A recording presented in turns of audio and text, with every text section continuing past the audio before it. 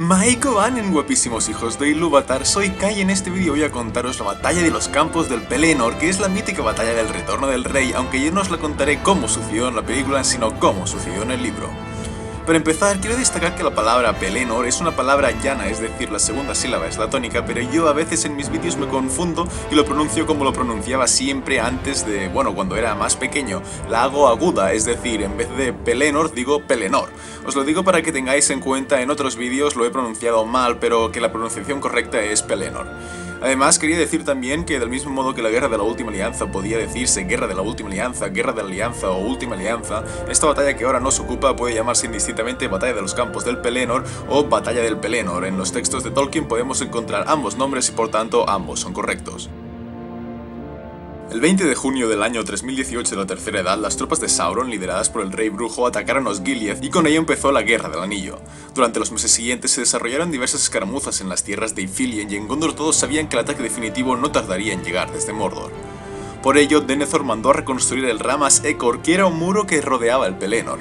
Los ancianos, las mujeres y los niños de la ciudad fueron evacuados y enviados al sur, a los Arnach y al Levenin, y Denethor pidió refuerzos a los feudos del sur de Gondor, pero ellos estaban preocupados por la flota de los corsarios de Umbar y las tropas que enviaron eran muy escasas en número.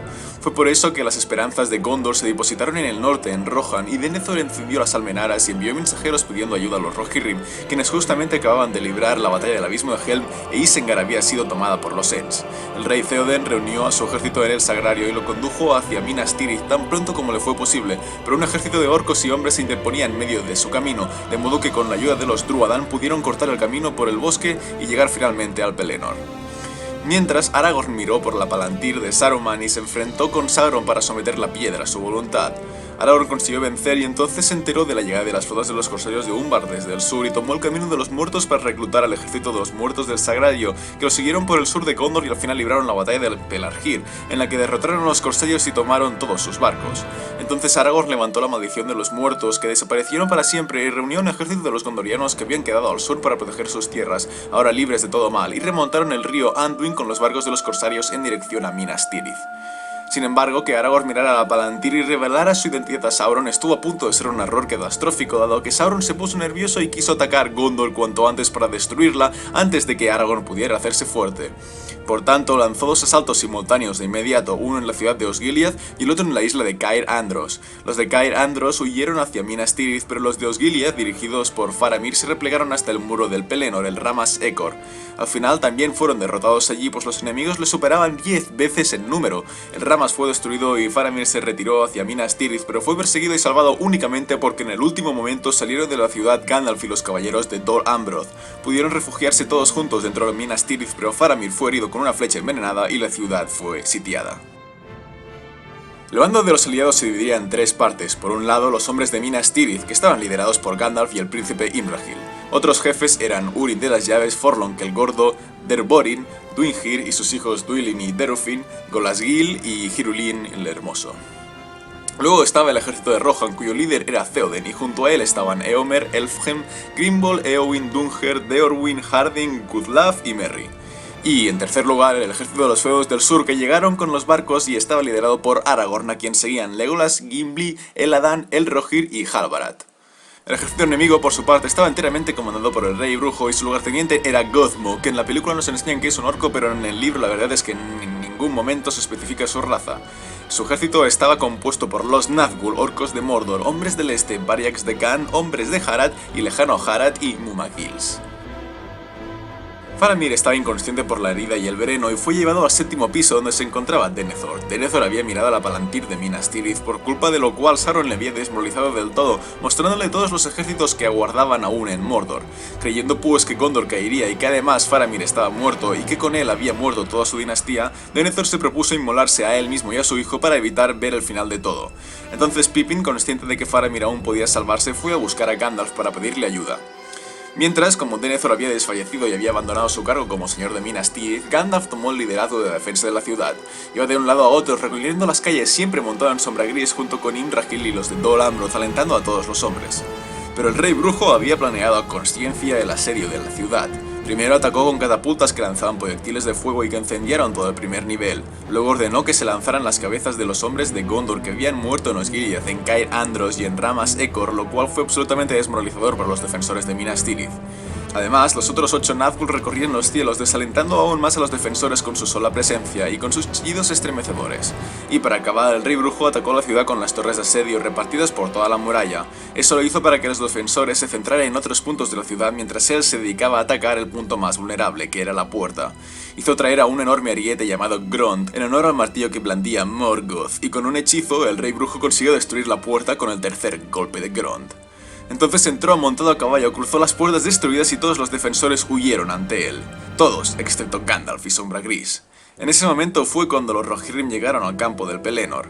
Theoden cogió un cuerno y lo sopló con tanta fuerza que el cuerno se rompió y acto seguido todos los Rohirrim soplaron cuernos detrás de él. El rey brujo y Gandalf se iban a enfrentar, pero entonces sonaron los cuernos de Rohan y el rey brujo dio media vuelta y se fue. Gandalf se dispuso a perseguirle cuando llegó Pippin y le dijo que Denethor iba a quemar a Faramir vivo.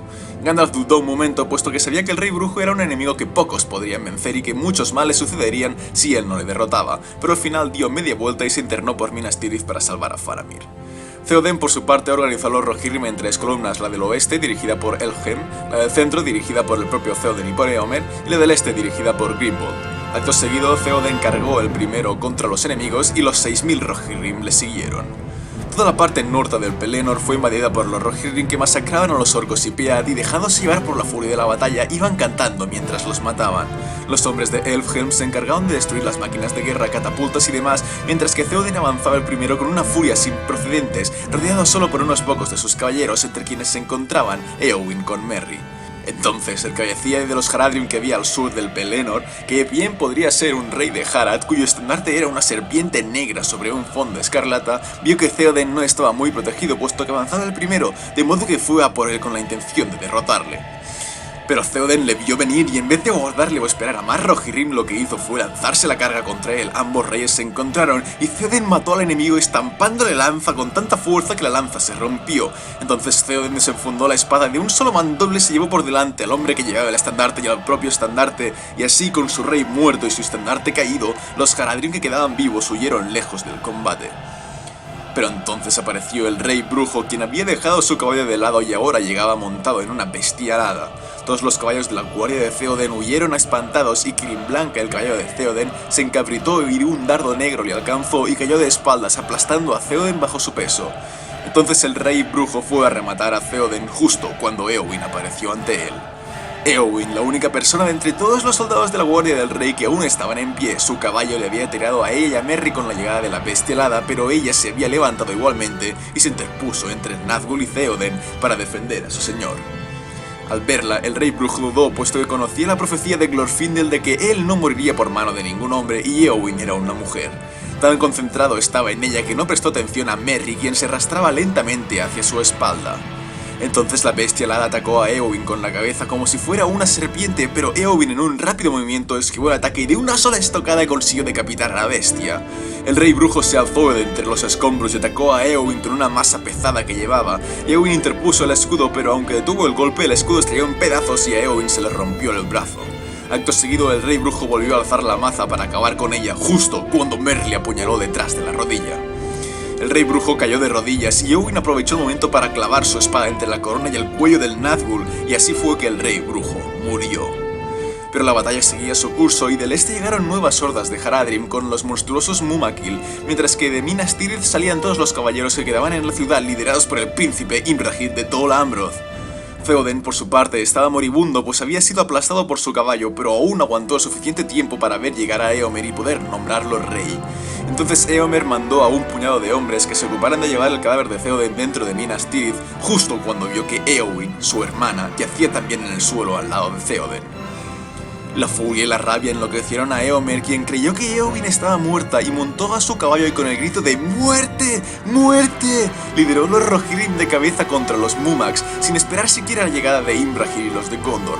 Todo el ejército de Rohan fue tras él y ya nadie cantaba, sino que todos le imitaban gritando ¡Muerte!, como si de un solo hombre se tratara. Los Rohirrim consiguieron dispersar a los hombres de a pie y a los jinetes enemigos, pero sus caballos se negaban a avanzar contra los Mumak, de tan monstruosos que eran. Los Haradrim solos triplicaban en número a los Rohirrim, y por si eso no fuera poco, Gothmog, el lugarteniente del rey brujo, mandó el resto de las tropas que quedaban en Osgiliath, hombres del este con hachas, Vairaks de Khan y los medio trolls negros de lejano Harad, algunos de los cuales cargaron contra los Rohirrim, mientras que otros se interpusieron entre ellos y los de Imrahil para que unos y otros no pudieran ayudarse. Entonces los barcos negros de los corsarios de Umbar llegaron remontando el río y la batalla ya pareció que está totalmente perdida.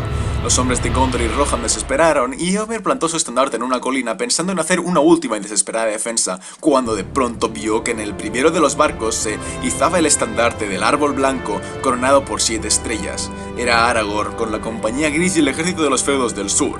Marcharon hacia el norte masacrando a todos los que se plantaron ante ellos hasta llegar con los Rohirrim. Allí Aragorn y Éomer se reencontraron y marcharon juntos a la batalla.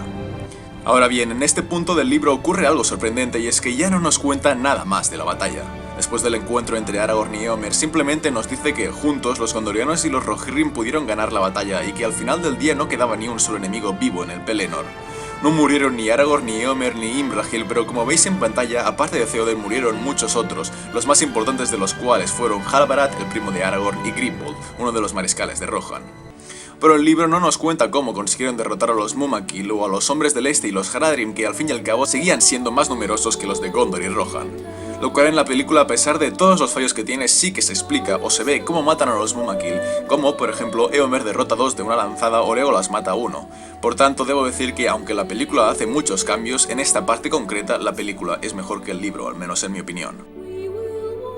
La batalla de los campos del Pelennor fue la batalla más importante de la Guerra del Anillo y de la Tercera Edad.